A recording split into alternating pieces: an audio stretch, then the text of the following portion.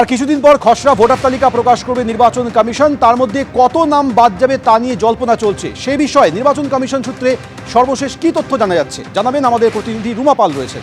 রুমা, দেখো, প্রথমেই বলে রাখি, আজকে সন্ধ্যে 6টা পর্যন্ত যে তথ্য এসেছে সেটা হচ্ছে 55,45,167 জনের নাম বাদের তালিকায় চিহ্নিত হয়েছে, যার মধ্যে মৃত ভোটার হচ্ছে 23,83,807 এবং নিখোঁজ ভোটার 10,50,973 এবং ট্রান্সফার্ড ভোটার যেটা 19,35,676, ডুপ্লিকেট ভোটার রয়েছে 1,28,994 এবং অন্যান্য যার মধ্যে পড়ছে 45,717।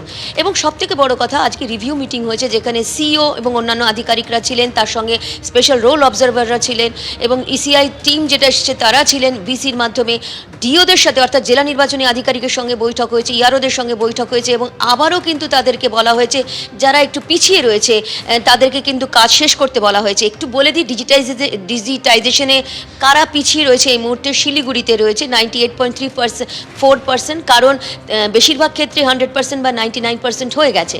অন্যদিকে ডাবগ্রাম, ফুলবাড়ি সেটাও কিন্তু 97.3% হয়েছে, বিধাননগরে 98.04, কসবাতে হয়েছে 93.55, বেহালা পূর্ব 93.15, যাদবপুর 90.22 এবং মেটিয়াবুরুজ 93.22।